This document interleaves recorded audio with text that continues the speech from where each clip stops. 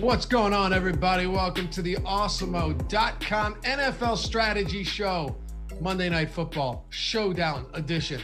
I'm Dave Loughran. Joining me, as always, Matt Gajewski. We got no AB today, though. He said he can't do it. Alex Brown, former defensive end for the Chicago Bears, has done some great shows with us recently. Matt, he said he can't do it. Yesterday was too painful. Mitch Trubisky, the Chicago Bears, falling below 500, getting their asses kicked in an empty Lambeau Field. He said, I just can't do it. I mean, what did we really expect? You were on this very early in the year talking about that Chicago Bears team. I think they were 5-1, and you were just like, I remember they were on a showdown slate earlier in the year, and you were like, this team has a negative point differential. I don't know how they're 5-1. And since then, I mean, have they lost every single game? I think they have. I think so. Yeah, they're 5-6 now. They were 5-1. Yeah, it's amazing. And no, that's not why AB isn't here. He had to catch a flight this morning, so he wasn't able to be with us, but we got you covered. Don't worry. And trust me, we need to take every single minute of this show that we possibly can to dive deep into today's game because it's an absolute mess. Why is it a mess? Well, because the Philadelphia Eagles organization is a clown show at this point. But there's $1 million on the line tonight and a whole lot more across the industry for DraftKings, FanDuel, you name it. And you got the Philadelphia Eagles hosting the Seattle Seahawks in what, again, should be a really ugly game from a predictability standpoint. They're 6-point dogs, 48.5-point total. Now, this total has actually bounced around a lot, Matt, over the past couple of days. It's back up to 49, as a matter of fact, opened at 53.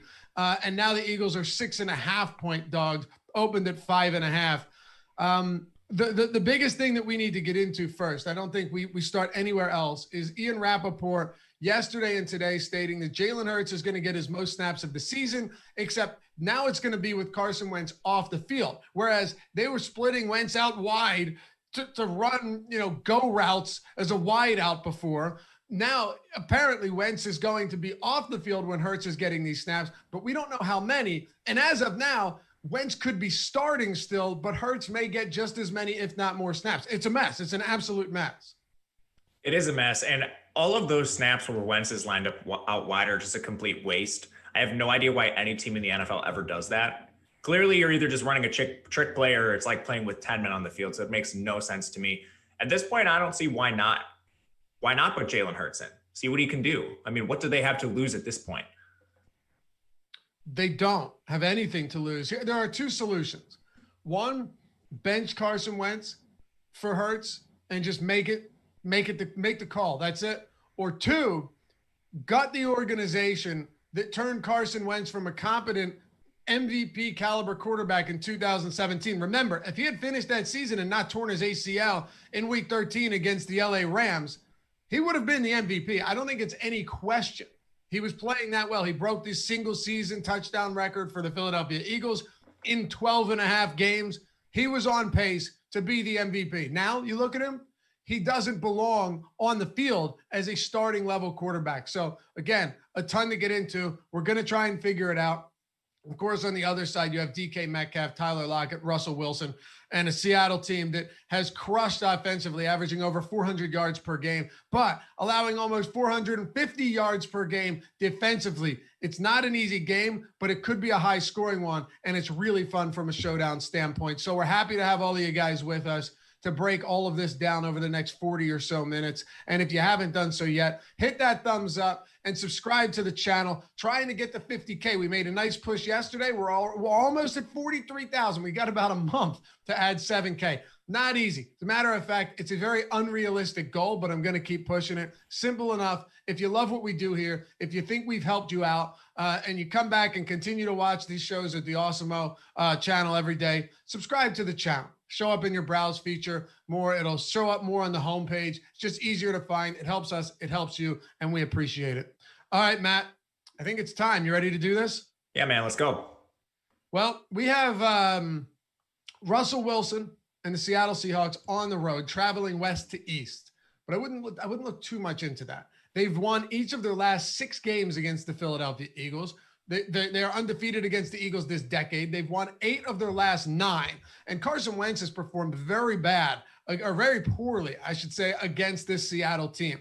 Russell Wilson, and here's where I want to start with you. First 5 games of the season, they go 5-0. Shaky defense. Shaky defense is actually an understatement. Terrible defense.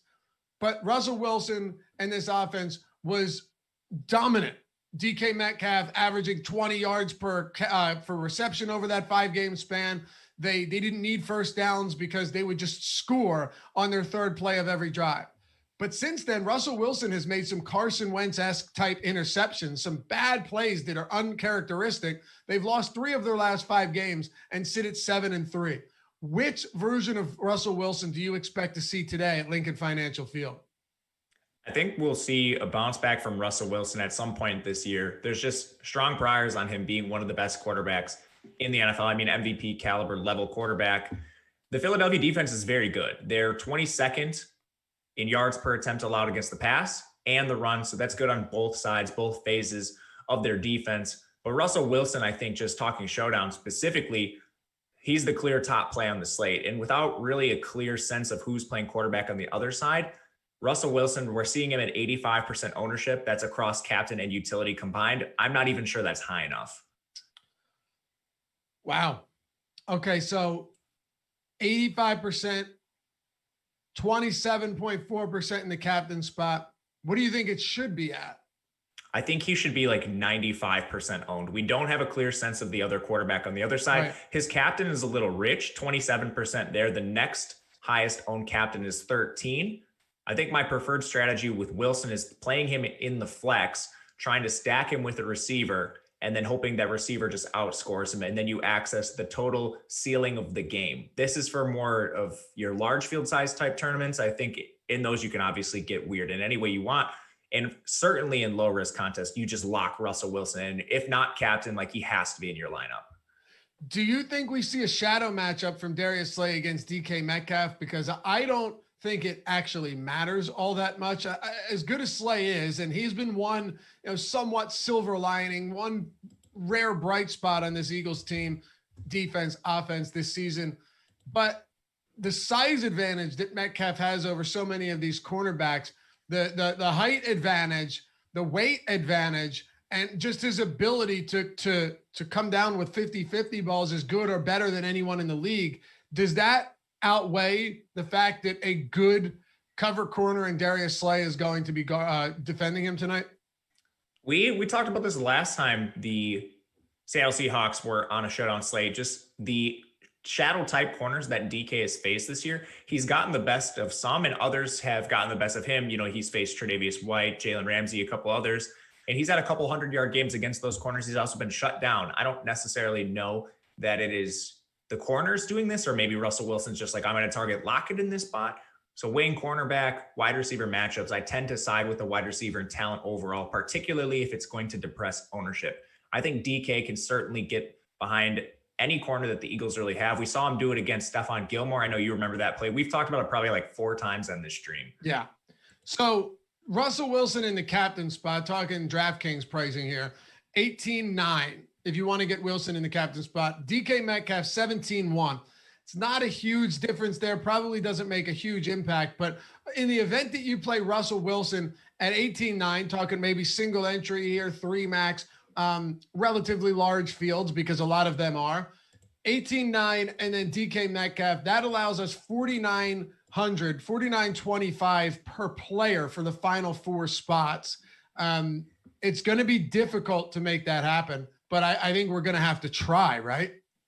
I think we can do it. I was playing around with this earlier. Based on some of the injuries, I think it's doable. All right. What about Tyler Lockett in the slot? Avoiding that Slay coverage, but once again, if it doesn't matter to you, then it doesn't matter.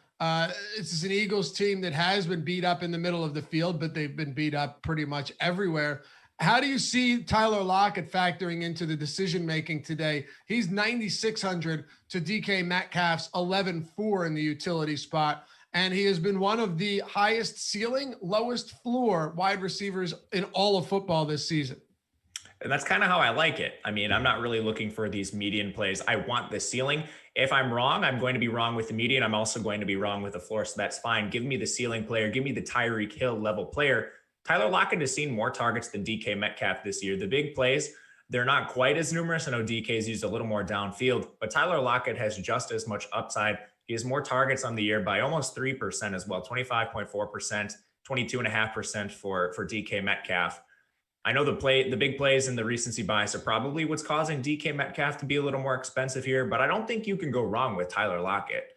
We're going to build a lineup right at the end of the show as we've been doing each week. And I definitely think it's going to be difficult once we get down there in those final remaining flex spots. That isn't to say it'll be impossible, because it won't be, but I do think it's going to be tough. And last night, Matt, in my showdown slates, a lot of the ones I hand built, I forced in the top priced players, and that didn't work at all. I mean, I had no chance of cashing in those lineups where I tried to get Jones with Devontae Adams and Aaron Rodgers. I saw some lineups that worked where people won, but all in all, it was a lot more difficult. Whereas the winning lineups, a lot of which I saw, had Allen Robinson, the captain spot, some had Mitch Trubisky. So I don't want to ignore some of the cheaper players, because in Showdown, anything can happen. And you can get there in a variety of ways, particularly strange ways, actually. Are there any other wide receivers for Seattle right now that stand out to you, or pass catchers that stand out to you as diamonds in the rough, or even dart throws that could get us there in the event that they, get involved a little bit in this offense? Yeah, there definitely are. Seattle's dealing with a couple injuries on the offensive side of the ball. Of course, they will no longer have Greg Olsen. That should open up either Will Dissly or Jacob Hollister. I expect them to split to some degree at the tight end position.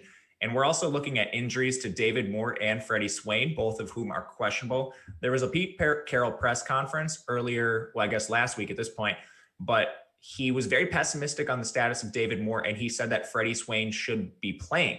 That's going to give you the number 3 wide receiver for Seattle at the minimum price. Anyone else here? If Freddie Swain does end up sitting, you can also look to Penny Hart. He's just the next man up. He'll be on the field a lot. I think Freddie Swain is going to be the ticket to getting you some of these high-priced Seattle guys, particularly if you want to captain Russell Wilson. You're probably, if you want to stack, let's say Russell Wilson, DK Metcalf, you're probably going to have to throw a Freddie Swain in there just to open up the salary to do it.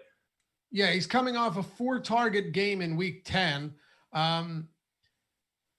This is tough. What is this? What do his snap counts look like? Is he someone that we would expect to be on the field for a decent enough period of time?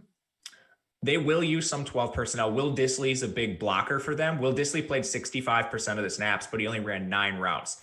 That was with Greg Olsen last week. I expect Jacob Hollister to slide in right to what Greg Olsen did. He's more of the receiving tight end between the two, if we're just speaking Will Dissly and Jacob Hollister. So it's not like Freddie Swain is going to be on the field 100% of snaps. But even someone like David Moore played 37 snaps last week. Freddie Swain still mixed in for 15. And now we're potentially taking David Moore off the field. Again, Pete Carroll was very pessimistic on David Moore's status. He is still questionable, so we need to watch this. But if David Moore's out, you're probably going to see somewhere between 50 to 75% of the routes for Freddie Swain tonight. And it appears that he could have suffered this injury on Friday, during Friday's practice, which would be pretty discouraging if it's a more recent injury than happening last week. But what do you think? Let's do this before we get to the run game. And I have some things to say on that. What do you think the pecking order is here with Greg Olsen on the IR, assuming Moore doesn't play? What do you think the pecking order is here? A toss up between DK Metcalf and Tyler Lockett, and then Swain being the number 3? Yeah. And then I would probably go Hollister, Dissly in that order. Okay. So Hollister and Dissly at 1,400 and 3,600 respectively. At this point, then you're essentially saying if you expect Hollister to be above in the pecking order, or even equal to Dissly, there's no reason to pay almost 3 times Hollister's salary for Will Dissly. Will Dissly is a blocker. If we just look at last week, Dissly, 65% of snaps, 9 routes. Jacob Hollister, 13 snaps, 7 routes. Hollister is essentially playing the Greg Olsen receiving tight end role, but he's only coming in on a couple of snaps because Greg Olsen played a majority of that game last week. In the run game, it's been It's been a game of musical chairs all season long. Carson, Carlos Hyde, you've even seen DJ Dallas get worked in quite a bit. Unfortunately, you haven't seen any Rashad Penny. That was someone who drafted early a couple of years ago and has yet to materialize into a solid back. And then when it looked like he was going to, sorry, I'm getting off topic here. I like the guy. I have him in some dynasty leagues, Matt. So I'm DJ Dallas? No, I'm saying Rashad Penny. I have in some dynasty leagues that I love Rashad Penny. Yeah, I'd like to see him get healthy and start playing well, because before that injury, he finally started to look good. Travis Homer being another one. He's already been ruled out with a wrist, thumb, and knee injury. So that's good. Anyway, I think the Eagles defense, the run defense, is better than they've been given credit for, and even better than some of the numbers would indicate. And here's what I mean by that. They've been worn down late in games because the offense is so bad. This is definitely something that happens, right? We've seen it happen so many times with countless teams. Last week with Cleveland, Nick Chubb and Kareem Hunt, well, really just Nick Chubb, ran all over them. Only in the second half, though. He was bottled up for 3+ quarters and then busted out in the fourth. They've done that a lot, Matt, because the offense has been so incompetent at staying on the field, giving these guys a rest over the course of 60 minutes, that teams will just keep running and running and running until they bust it open and wear them down, which, if you look at a lot of the numbers, is exactly what's happened. So I'm not particularly confident in the run game for Seattle here. I think they target them with Russell Wilson and the aerial attack. It's possible that one of these guys has a good game, and in a showdown slate, we certainly need to talk about it. But I'm not as pessimistic on the Eagles' run defense as I've heard other people this season, and I think they're actually a little bit better than the surface numbers might indicate. What are your thoughts here? I 100% agree with you, and I think people that just look at raw yardage allowed, whether it's two positions or defenses as a whole, run game versus pass game, that can be very misleading. If you just look at a yards per attempt basis, Philly's actually in the top 10 in run defense. Now, like you mentioned, Philly's been trailing a lot in games. That just lends itself to positive game script for their opponents, so they can run more raw rushing attempts. That leads to more yardage naturally. I think it is a little bit skewed, and if Philly does keep this game close, there might be a chance that there isn't as much success for the Seattle runners as some people predict. All right, so let's assume that they do have success. Where does that success materialize with Carson and Hyde and Carson finally being back in action after being out for a couple of weeks? Even if they do have success, Matt, it's going to be kind of difficult to figure out where that comes from. I have some concerns that Pete Carroll and company do somewhat of a legitimate timeshare here, but maybe I'm off base. What do you say? We've seen that to a degree earlier this year. Chris Carson, he was handling a lot of work. If we look at his last 4 healthy games, he had touch counts of 20, 17, 20, and 14. But I mean, that's not, Derrick Henry level workload. Carlos Hyde is still mixing in, and particularly towards the end of that stretch, the 14 touches, Carlos Hyde was factoring in more and more to his workload. In the last 2 games without Chris Carson, Carlos Hyde has touched the ball 18 and 16 times. So they clearly think something of Carlos Hyde. I think this is a 1A, 1B situation, like you mentioned. So do I. And now we turn to the Philadelphia Eagles. But first, is there anything you like as far as kicking goes? Seattle attempting some of the fewest field goals per game because, well, they need touchdowns because of their defense, and they score touchdowns because of their offense. Anything there, anything defensively before we turn the page? It's a tough defense to look at. I mean, this is an interesting situation where you have one of the most turnover-prone quarterbacks in Wentz going up against one of the least exciting defenses. I'll mix in some Seattle defense for that reason, but it's not something I'm going to be heavily exposed to. Kicking game, when we have higher totals like this, I typically don't play a ton of them, so just where it fits more or less at this point. So we do a lot of promos around here and ability and ways to get your foot in the door at a cheap price. Well, this is the best thing we've done. And you heard me say that with, I think, the turkey giveaway. No, the pumpkin giveaway. This is literally the best one we've done. And it's only lasting for a day because it's Cyber Monday. Just listen to this. For $1, right? Remember I was saying you could get the NFL Express Weekly Pass for $1? For $1, you can get the Awesemo Plus Platinum Weekly Pass. $1. Everything on the site for a single dollar for the entirety of the week. You only have today, though. You only have today. $1 gets you everything on the site if you use the promo code BLUE, BLUE, I mean, I don't know why you wouldn't do that. If you're a new user and you haven't checked it out yet, you're hesitant for one reason or another, maybe another site burns you, maybe this, that, you don't believe in content, said this, whatever. $1, that's it. Everything. Football, baseball. Well, that's not true, Matt. Football, UFC. I think we have PGA, college basketball. Matt's been doing a ton of college basketball. The projections, college football. Him and Ben been knocking it out of the park. NASCAR, Counter-Strike, League of Legends, all of that. Anything that's currently happening. DraftKings, FanDuel, if they're running contests, we've got content for it. Behind the paywall, premium stuff, the best in the industry. For $1 for the week you have today. That's it. Cyber Monday. $1 gets you everything on the site. Awesemo Plus Platinum for 1 week. I need say no more, because just why would you not do it? And also check out the pinned tweet at Awesemo_com to get a year of Awesemo Plus NFL subscription. Awesemo Plus NFL. All you have to do is follow the instructions. Predict whether Carson Wentz or Russell Wilson throws for more yards tonight. I think we know the answer to that one, don't we, friends? One random winner selected among the correct guesses. Just follow the directions. Simple as that. Awesemo Plus NFL annual pass. All right. Philadelphia Eagles side of the ball going up against the Seahawks team that's allowing, ready, Matt, 343 passing yards per game. But unfortunately, we have no certainty. The only certainty with this Philadelphia quarterback position is uncertainty. And Carson Wentz has been the starter all season long. Jalen Hurts has been worked in on occasion, but Carson Wentz has mainly stayed on the field. Now we're getting reports from Ian Rappaport that, well, he's going to get a lot more snaps this week, tonight to be exact, with Carson Wentz off the field. I don't know how to approach this, and I don't know if anybody knows how to. I think your cash game approach for this slate is pretty easy. Cash game, low risk contest will bunch them together. I think you're probably captaining, or at the very least rostering Russell Wilson, a couple of his pass catchers, maybe a Seattle back. And then rather than take a stab on one of the signal callers, you're probably just playing one of the pass catchers or two of the pass catchers for Philly, maybe a Miles Sanders mixed in there, and trying to get all of the production outside of the quarterback, because we know it's going to be split to some degree. So I see a lot in chat right now with saying Jalen Hurts is a FanDuel play, not a DraftKings play. I don't know if I necessarily agree with that.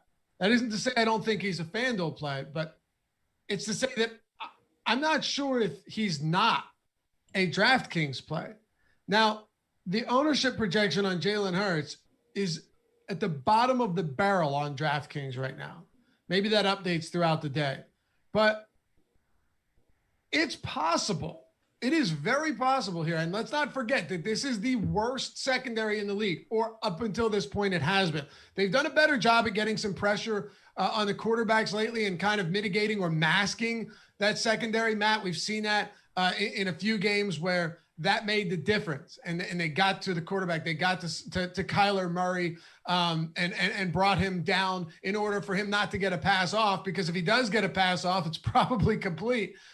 But if Jalen Hurts comes in here, and let's say Carson Wentz does start the game and has two terrible drives, I honestly would not be surprised at all to see Hurts play the rest of the game.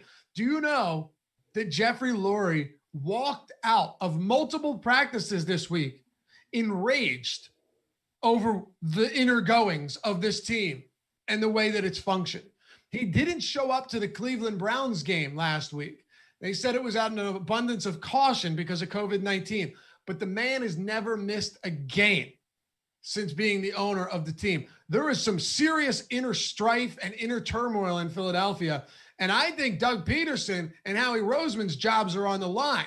Am I speculating here? Sure, but sometimes you have to, Matt. What I'm saying, though, and I'll close with this, if that is the case, they might make some drastic changes in game if things aren't going according to plan, and that could all start with Jalen Hurts at quarterback getting the majority of snaps at 7,200. Yeah, it's a tough situation to evaluate. I mean, nothing has helped Carson Wentz this year. We've seen him play at a high level. Their entire offensive line has been hurt. They've played with numerous different starting groups. Most of his pass catchers have been on the injured reserve at some point this year. So it's not a great situation for Wentz, but at the same time, the job is to win games. If they're not winning games, you're going to get put on the hot seat. As far as the Wentz versus Jalen Hurts debate, at this point, Wentz just hasn't shown anything. So like you said, I don't see why they're not trying to get Hurts on the field. And they're going to some degree. As to the DraftKings FanDuel play, that doesn't make a lot of sense to me. He's cheaper on FanDuel, which makes him a more attractive play, but then he's higher owned. So it ends up being a wash as far as efficiency goes. You have to make the tough decision on FanDuel. Do you want to roster a guy that's highly owned? On DraftKings, you have to make the decision. Do you want to play a high price for a guy that is potentially in a timeshare? So I do think it's not going to matter this like DraftKings versus FanDuel play. It's going to even out in ownership. I think you're right. And we have some questions like Nate saying, is Hurts going to get enough burn to pay that price tag off? We don't know. We don't know. Exactly. Anton says Hurts 7K needs to be playing a lot of snaps to pay that tag. 7K is too much to play a backup QB, 2-3 snap intervals. But again, we don't know. Like on a showdown slate where you have one game, two teams, and generally speaking, two quarterbacks. If Carson Wentz gets benched, if Carson Wentz throws a pick six on the first drive, and you'd be like, oh, come on, dude, what's the possibility of that? I don't know. Go watch any Eagles game this season. If Carson Wentz loses the ball, fumbles, scoop and score, or just fumbles or gets picked off or goes 3 and out twice in a row, you don't think that there's a possibility Jalen Hurts becomes the starting quarterback of this team for the remainder of this game? In-game benching, I think, is far more possible than it's been all season long, and I don't even think that's a debate. Now, you don't need to come back on Twitter. Follow me, by the way, Loughy_D, LOUGHY_D. It's a great decision to make. And Matt at Matt_Gajewski. And say, Loughy, you idiot. You moron. They didn't do that at all. Hurts only played 15 snaps. You don't have to say that because I know that that's possible, Matt. But I also know it's possible that with how badly they struggled, the fact that they are in the bottom of the NFC East, the worst division known to man in the history of man, that dramatic moves might need to be made, and it's possible that they are. So that's just all I'm playing off of. Yeah, we're approaching this from a range of outcome standpoint. Maybe your middle range of outcomes here is that they split the snaps evenly. Maybe Carson Wentz gets benched halfway, and neither of them get there. Also in the range of outcomes, there's Carson Wentz throws a pick on the opening drive. Jalen Hurts plays the rest of the game. There's also in the range of outcomes, Carson Wentz leads them to a score and plays the rest of the game. If this leads to lower ownership and there is still that ceiling, it's a place to target for that reason because you're gaining an edge on the field. And you have to know going in that this isn't always going to play out in your favor. But when you're trying to find these edges in DFS, this is a place to get it. And this is something I'm always trying to target, these uncertain situation, backfields by committee, especially on Showdown where you're dealing with a reduced player pool. So I think calling someone a FanDuel only play because of price doesn't make a lot of sense. Jalen Hurts is going to play tonight. If he gets a couple touchdowns, there's a chance he could be in the winning lineup, and we have to consider him for that reason. For sure. Any thoughts on captain spot? I mean, his captain spot is essentially non-existent. It is with Carson Wentz is at 5.7% for a quarterback is ridiculous.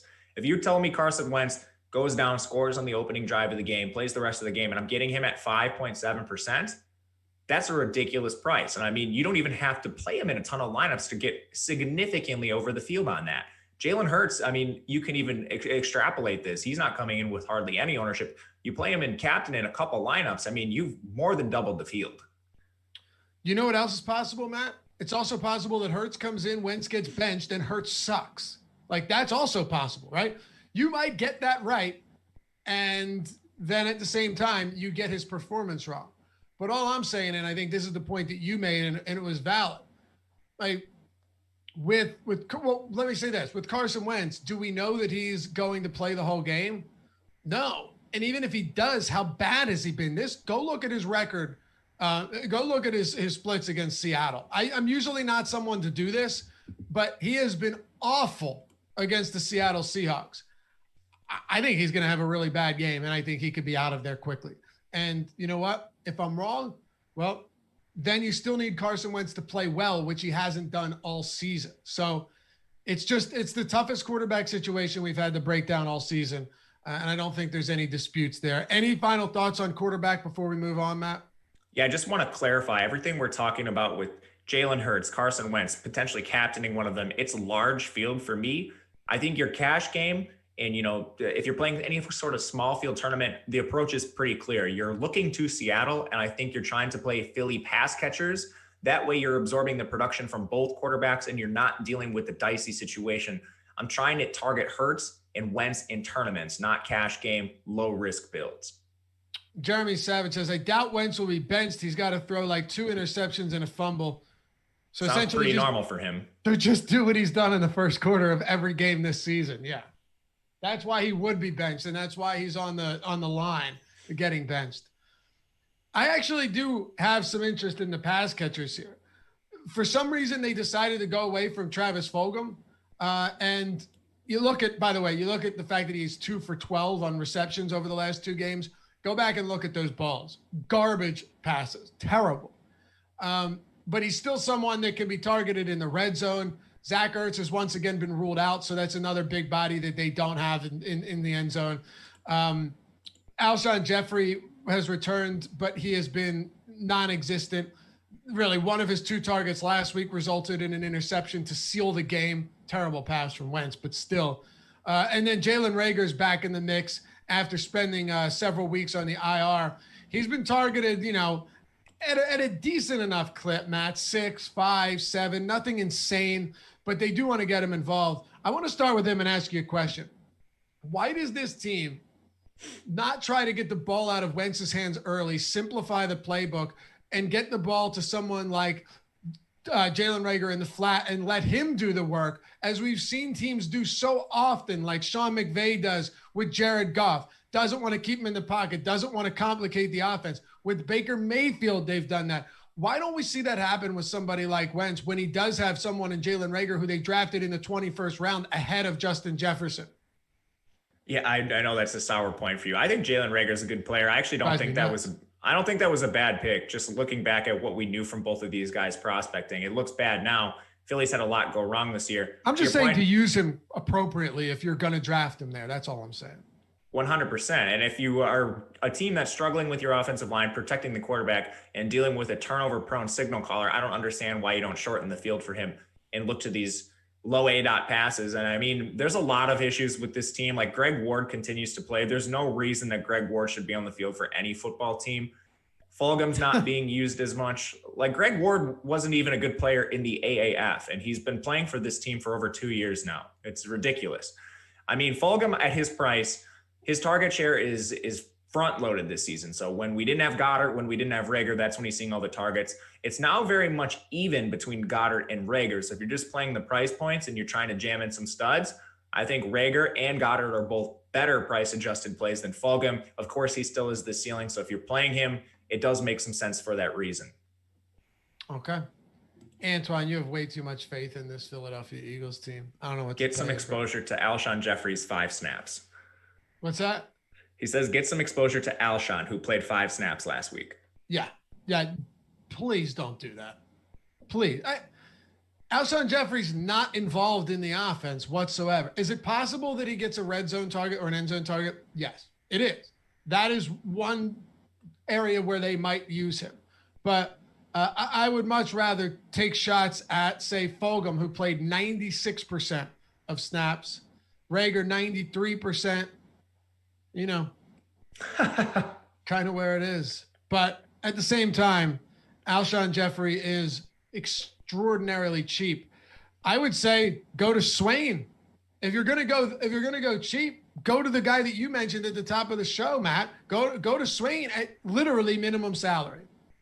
I agree. There's no reason to play Jeffrey when you can get Swain at the min. Yeah, with a better quarterback as well. What do you say about the rest of these guys? Well, actually, let's do this first. I like to ask you this each show because it simplifies things. When we're looking at the pass catchers here, in terms of priority for you, single entry, 3 max, or really anything, who are your priority pass catchers for the Eagles today? So based on price, Reagor's 1, Goddard's 2, Fulgham's 3, because they're all seeing essentially the same volume at this point. So I'll take the savings, which you do need if you want to play DK, Lockett, Russell Wilson. Russell Wilson's incredibly expensive. Every dollar does matter, which puts Reagor to the front of the list for me because his volume's not any different than Goddard or Fulgham.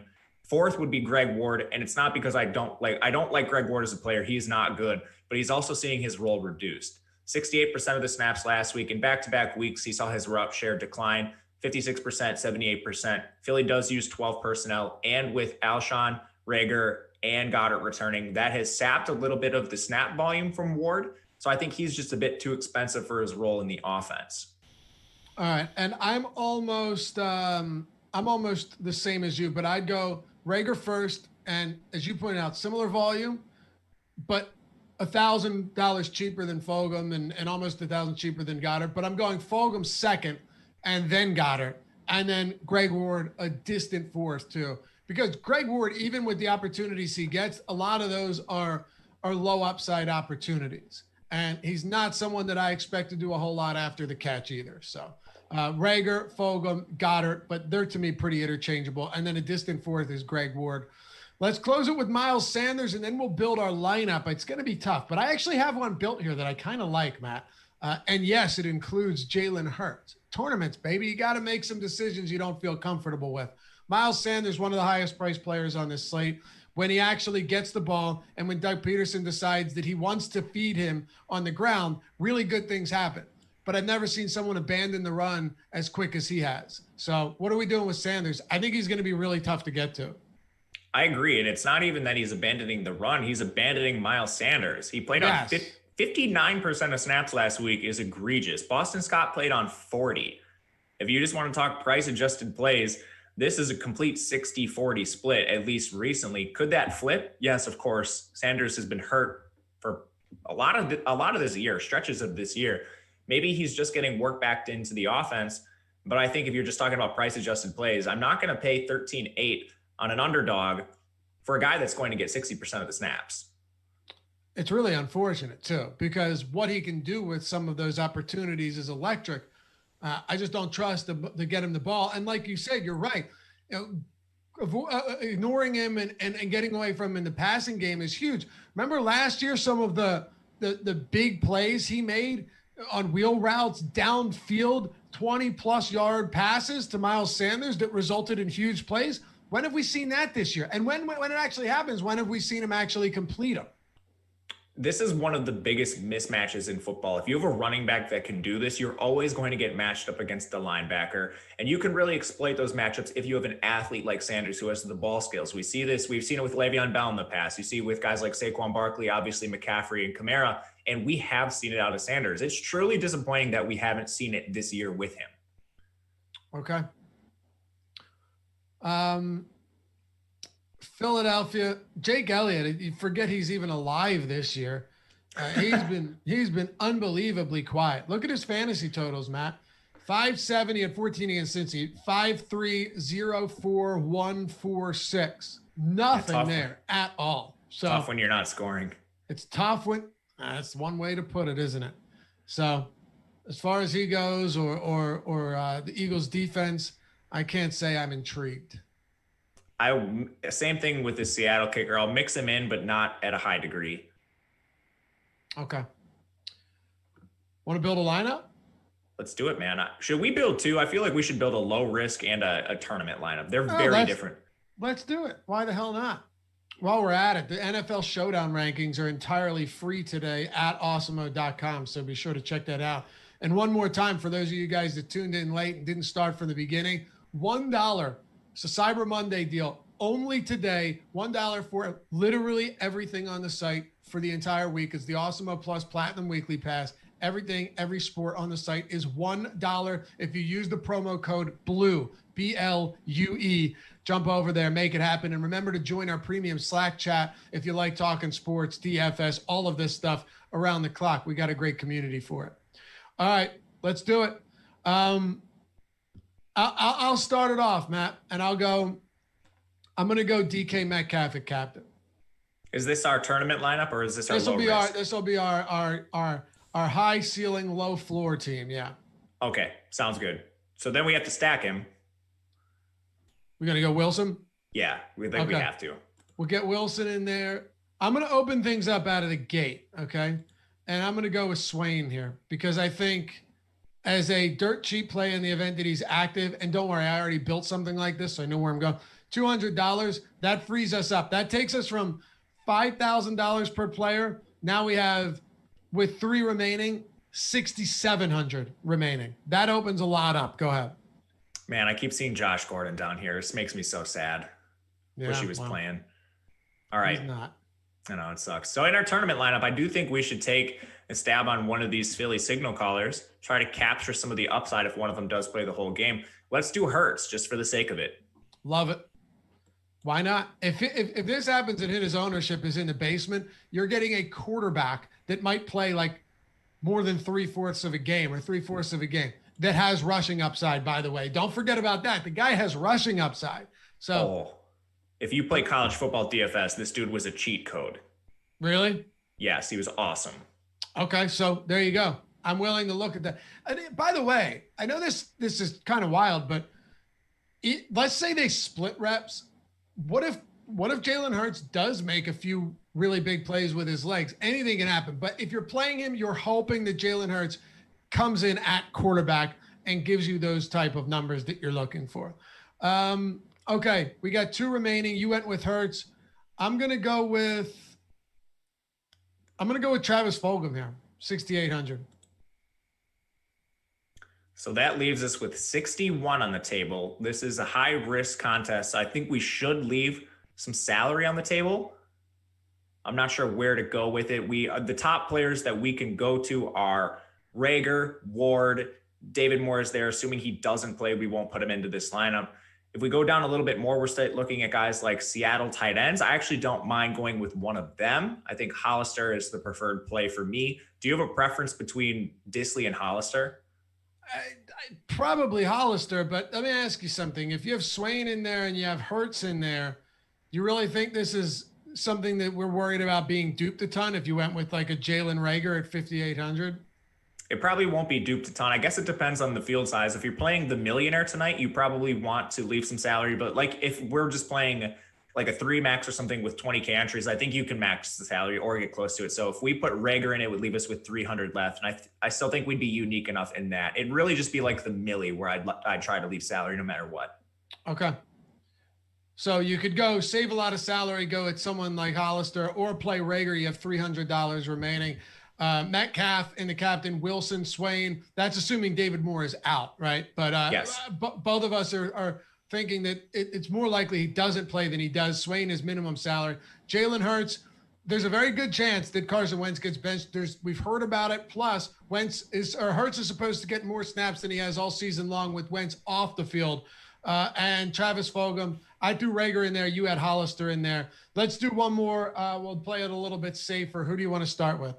If you're doing low risk cash games, small field tournaments, I think you just put Wilson in the captain. Don't even think twice about it. All right. And then I'm going to go with Metcalf again, because if we're trying to play it safe, I understand that Metcalf has had a couple ugly games as well, but he's been a lot more reliable than Tyler Lockett has. And that's just a fact. Yeah, I agree. Then you go Swaim. You need to open up some salary to give yourself a fine lineup. Swaim's going to run a route on somewhere between like 60 to 70% of dropbacks. I'm fine with that at the min. All right. I think if you're trying to, again, get safe here, I will go with Dallas Goddard. He's, when healthy, going to get a lot of opportunity, and he's going to be featured in the red zone and in goal-to-go situations. So $6,400 Goddard, let's plug him into. Love it. No issues with that. I think the next one we go to, we could go a little bit more stars and scrubs, play someone like Lockett, just soak up every single Seattle pass game touch. We could go into the mid-price range and play like a Rager and whatever that leaves us. Do you have a preference between those two strategies? Well, I can say this much.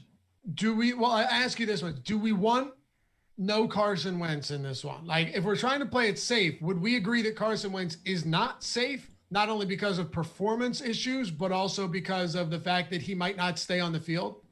I would say yes. I would probably just look to a second pass catcher. All right, so we could go with Tyler Lockett. It gives us 3,500 remaining, but then we kind of go into no man's land. So I would prefer to go with say Jalen Rager here, lock up anywhere between 13 to 18 targets between Goddard and Jalen Rager, and then have $7,300 remaining. Yeah, I don't mind that at all. with that, the best players we could go to are Jalen Hurts. There's Carlos Hyde, Fulgham. All of those are the top 3 available. I think we should hit one of them, though. It's all you. It's probably going to be Fulgham at that point. I mean, Carlos Hyde will split with Chris Carson. Jalen Hurts has the same concerns as Wentz. I think that would probably be the safest for us. All right. Looks good to me. And look, these are just, of course, certain ways to construct lineups and see what works and give you guys an idea of what it looks like with someone like Wilson or Metcalf in there at the captain spot with Jalen Hurts in the utility. There's a lot of different ways to make it work. Maybe Jalen Hurts in the captain spot wins it all, Matt. I don't know. It's a crazy day to be playing showdown football. It very well could happen. It very well could happen. Hit that thumbs up, guys. And remember, subscribe if you haven't done so yet. If you like what we do, you want to help support us here at Awesemo. Thanks to all of you guys for hanging out with us every single day on these showdown shows. I'll be back in just under 15 minutes with Adam Scherer, Josh Engelman, breaking everything down from Week 12 slate. It's the Monday morning quarterback show. We take a look at Fantasy Cruncher lineup study, the winning lineups, what went right, what went wrong, what do exposures look like, everything. You want to hang out for that. It'll help you in your quest to continue improving at DFS NFL. Thanks to Jordan Klein for producing the show as well. We'll be back with you on Thursday. No, if tomorrow plays, Matt, we'll be back tomorrow for Ravens-Pittsburgh Showdown, 10 Eastern, right here at the Awesemo YouTube channel. So hopefully we'll see you back there soon, guys. Good luck tonight.